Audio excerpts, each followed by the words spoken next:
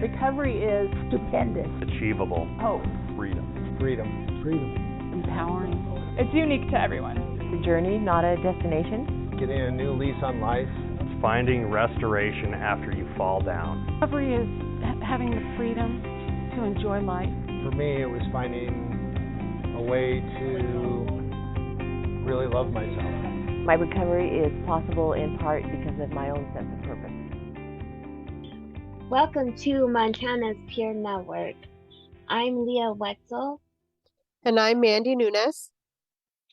And Mandy and I are here today to visit and talk about, seasonal circumstances, seasonal issues, seasonal things that may come up within our lives, being folks in recovery of behavioral health and substance abuse. And we had a little pre-talk before we started recording, just talking about how it affects us in our personal lives. And I think it's one of those subjects that probably should be talked about more, but it's only for these seasons, fall and winter and springtime and summer. The majority, we're all happy and getting enough vitamin D, and but definitely the days get shorter, it gets colder, and up here in Montana, these extreme weather changes, like, we don't want to get outside. Yeah, absolutely. We're tired. I just think about that. I just feel like in the winter, and I'm not actually tired, but I'm just like, I don't want to leave the house.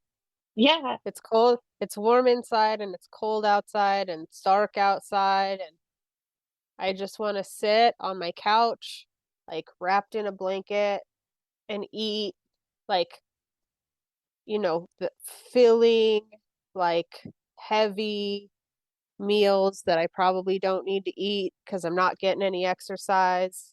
And it just becomes this kind of downward spiral cycle of like, the less I do, the less I want to do. Yes. And the less I do, and the more depressed I get.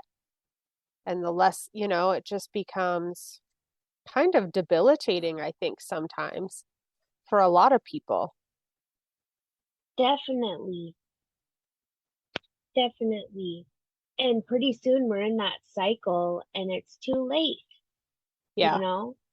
Yeah, absolutely. And I don't even necessarily recognize it. I recognize it. That's not true. I recognize it. I don't recognize it the same way that my family does, though. I feel like they see it in me. They recognize my symptoms sometimes before I do, or before I'm willing to say it out loud, maybe. Yeah. And so my partner will usually say something. It takes her a little while, though, because it's not always easy to like approach somebody that struggles with depression and anxiety anyways. But she does eventually, like, hey, you're like, you don't want to go anywhere with me, and you don't want to do this, and you don't want to do that. Like, are you okay? Do you need to see your doctor? Like, so we went through that last winter. And I was really grateful that she said something, because I didn't feel good, like I was okay, but I wasn't okay, Right. And it was like, all right, maybe I do need to have a conversation with my doctor and make a plan for how I can improve my quality of life while I'm waiting for the sunshine to come back out and the weather to get warmer. Our lives don't go on hold just because it's cold and dreary outside, but it seems like it sometimes. It does. It really does. Yeah. So this I think that's a beautiful thing. I agree.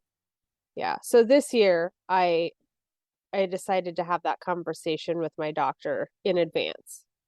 So that's what I had a doctor's appointment this week, and we talked about my anxiety, which we usually talk about, and my medication. And I've put a lot of work this summer and this fall into actively making choices for myself outside of medication to try and improve my quality of life. And that's important for me because I am in recovery from both substance use and mental health. And so I have to consider both when I'm making decisions. And I do take medication for my anxiety. I take some that I take every day that's not considered addictive. And I have like emergency kind of medication for when I have panic attacks. And that can be addicting. And so that's something that I had to really work with my doctor on and look inward to myself and discuss with other people in recovery and my family and figure out what my comfort level is with that. And for me, it's important that I am doing other things to try to better that situation, better my mental health around anxiety, not just become dependent on a medication that helps my symptoms. Does that make Mm, sense? yes. Yes, it And does. so I did a lot of that work this summer, some of it because I knew I was coming to work here at Montana's Peer Network, and I knew I was going to be having to do some travel. And a lot of my anxiety can be around road trips and driving on the interstate. And so I went to a lot of therapy and I did EMDR and made trips, with my family to see my comfort level and push myself a little further, kind of all of that. And so I wanted to be able to do something similar, if possible, going into this season. I no longer am taking antidepressants for my depression. I discovered through through trial and error and some suffering that the antidepressant that I was on for a long time actually makes my anxiety worse. And so I haven't been on it for a while. And I've been doing well, but I know, season's coming. Yeah. Seasonal change affects me like that. And so my doctor and I talked about that. How can I do things, make a plan to, keep my quality of life going. And we discussed the fact that I work from home. You know, working somewhere else where I have to actively go into the office and see other people, like at least that gets me out of the house every day in the winter. Well, not every day, but every work day. And I don't have that now. And so, my doctor and I discussed it, and I'm going to make a plan. This, as the season changes and gets colder and gets darker, my partner and I are going to make a plan where we make commitments, at least 2 days, nights, maybe more a week that require us to put on actual clothes and leave the house for a couple of hours that do not revolve solely around food. It can't just Mm, be we're going to go out to eat. It has to be other activities, I like that. I like that. and some of them should require me to be active, like not just going to sit at a movie because it's just like sitting at home. It's dark, it's warm. Is that really different than what I'm doing if I don't leave the house? And so things like bowling or axe throwing, um, stuff like that. And so I'm excited. I'm excited to see, one, how much I'm going to push against the commitments. You know what I mean? Yeah. Like, but do we really gotta go tonight? So I'm interested to see that. But I'm also interested to see how much of a difference it makes if I'm making myself do those things. Mm. Because I think it'll make a big difference. With your relationships, with yourself, your Yeah. relationships with your family, Yeah. and with others. Yeah. Yeah. That was the other thing too, is I think some of them have to be with other people. It can't just be like me and my partner and the kids. I think some of them will have to be um, the things that we do to build and maintain relationships and friendships with our peers, like game nights with friends that are not at our house, like bowling with friends, axe throwing with friends, meals with friends too, all of that stuff. Because I think sometimes, at least for me, you know, when you have a partner and you have kids and you kind of get into the everyday monotony of work and life and sports and parenting, and it's really easy to neglect friendships and to try and Mhm. get your cup filled just at home and at work. And the reality is that if we're all just pouring into each other's cups, um, and we're not getting our cups filled anywhere else, we're not really filling our cups. We're just, mine will be half full, but yours is almost empty now, and then I'll pour some of them. So they're not really getting full at the same time. Right. I like And that. yeah. And so I think it's important to Or have it's some, bland. Or yes, it's getting flat. yes, yes, yes. There needs to be some, diversity in the people filling our cups so that we can all have fuller cups at the same time. Mm. So that's kind of the stuff I've been thinking about going into this season. What about you? Thank you for sharing that, and thank you for bringing up all those topics. And I just want to say, anytime that I actually close my mouth and listen to you, I learned so much, and I am able to look at things in different perspectives. And I just really appreciate that. I didn't think about it because I'm kind of on the same boat. So since I got with NPN, I've always had seasonal depression. And we women are a lot more prone to that type of thing. And in my culture, in our belief system, we are the most powerful.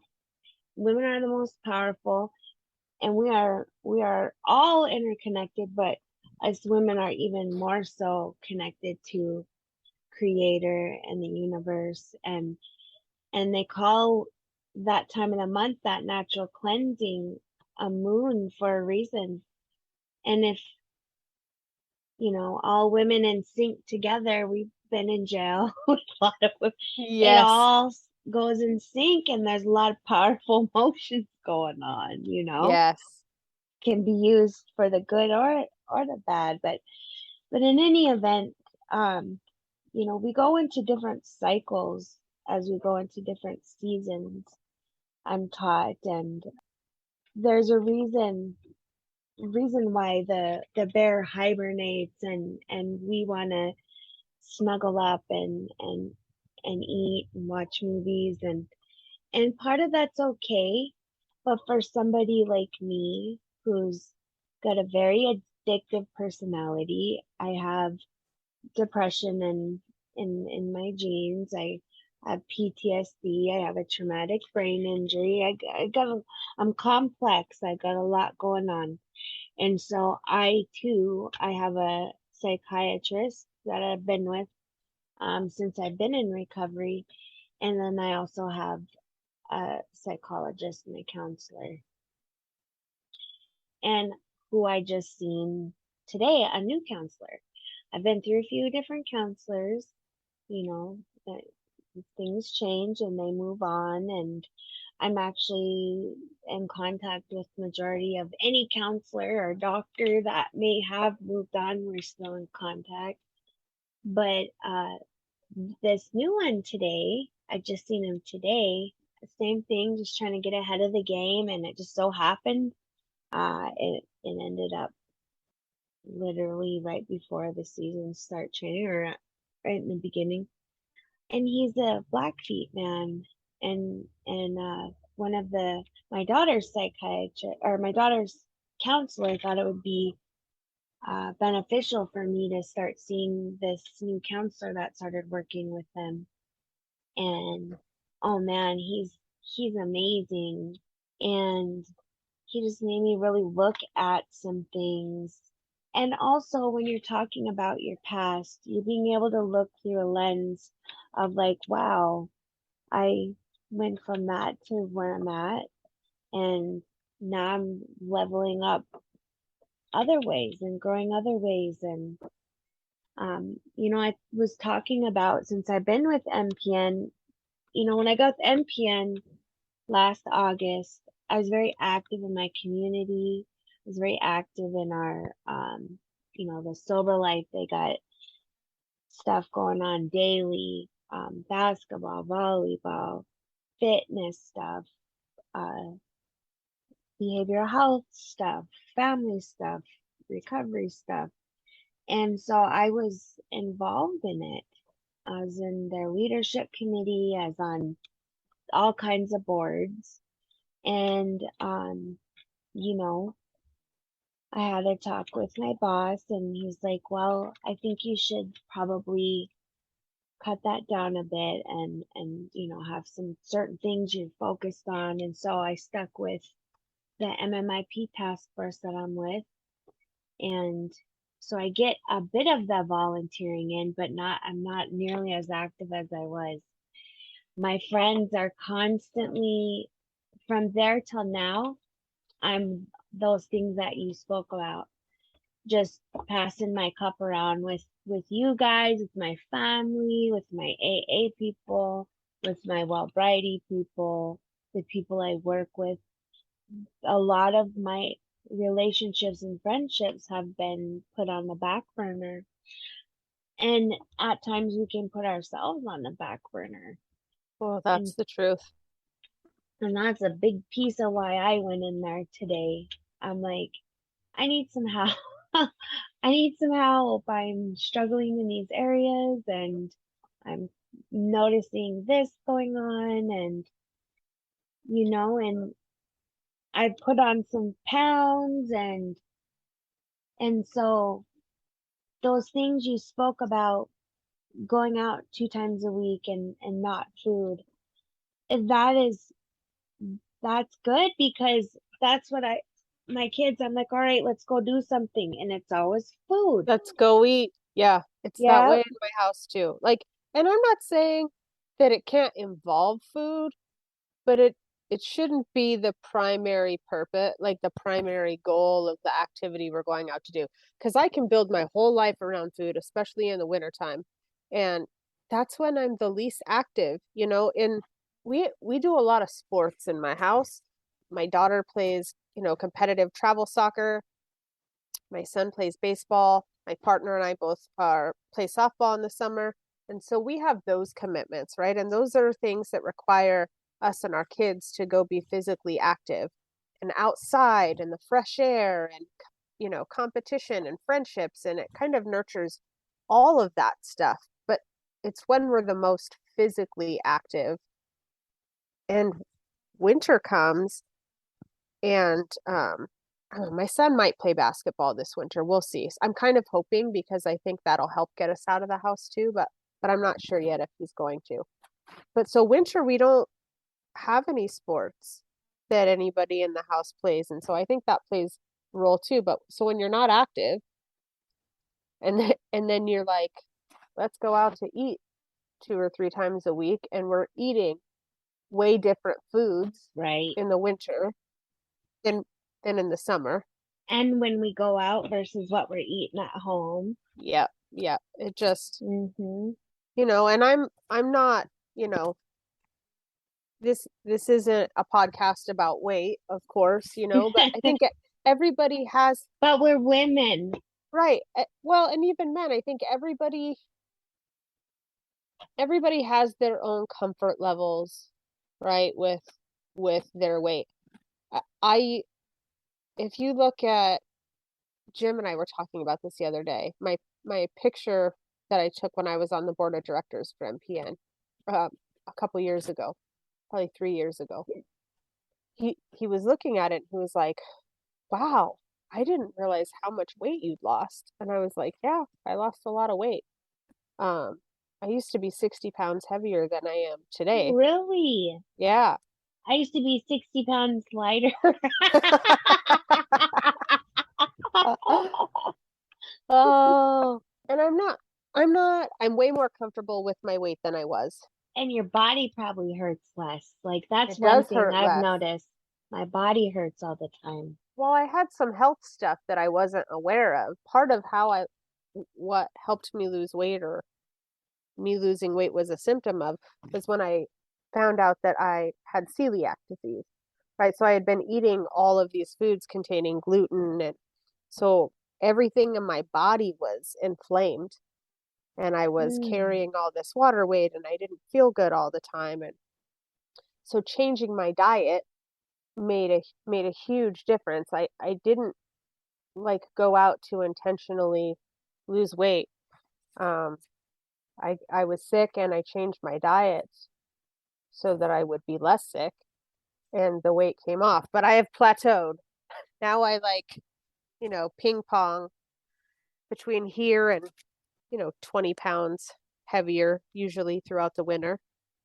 But I'm trying to not, I don't, if I could not gain that, winter, that Christmas 30 pounds, it would be nice. Right, right.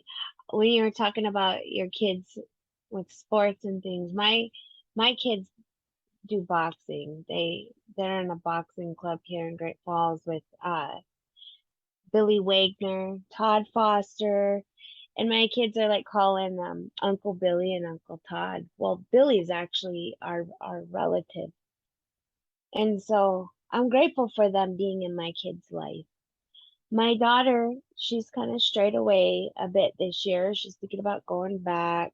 What was it, last week we had our homecoming parade, and they did, it was on October 30th, the day for, awareness of September the resident, or sorry, yeah, September. September 30th. This might air by then. No, I'm just kidding. September 30th. I've been a month ahead, like all day since we were talking. The day, I even had the day wrong. Well, the day that, awareness for the residential schools and all the Indigenous First Nations babies that were found. This is the day, that's that day that we make sound, we bring that voice out. And she got involved with the parade there, and I was so happy because she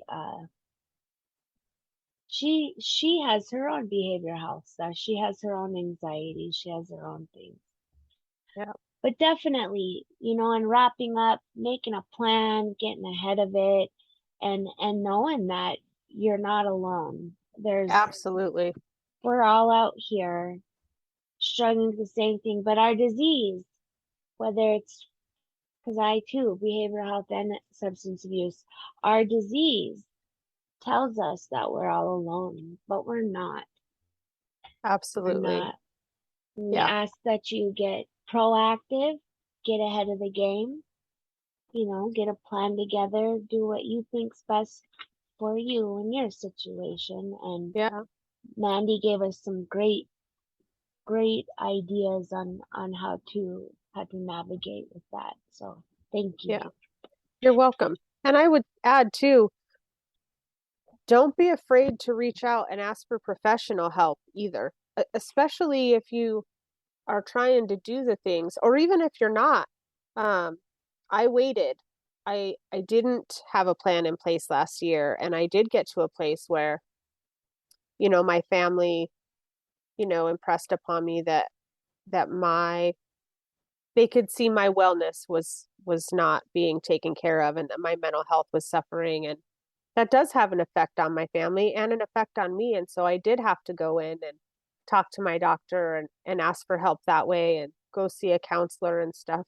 And so don't be afraid to do that, and don't be afraid to do it before you get so far. Don't suffer for longer than you have to. Yeah, it takes courage. It takes courage, but man, it's worth it if you can find some relief. And relief can come in many, many forms. Well, you heard it there, folks. Mandy putting it out there straight for you. And yeah, you're hearing it from two peer support from Montana's Peer Network talking about getting their professional help, and that's one person to my whole team. I always say it takes a tribe to keep an individual up, and that tribe evolves and that tribe grows and changes. And so yeah, take that into consideration within your own life. We hope you heard something today that was helpful and you could take and implement into your own life, and if you're interested in coming on the podcast, get a hold of us on our website, mtpeernetwork.org. And until next time, have a good week. See you later. Recovery works and recovery is possible. Recovery works and recovery is possible. Recovery works, recovery is possible. Recovery is possible. Recovery works and recovery is possible. Recovery works and recovery is possible. Recovery works and recovery is possible. Recovery is possible.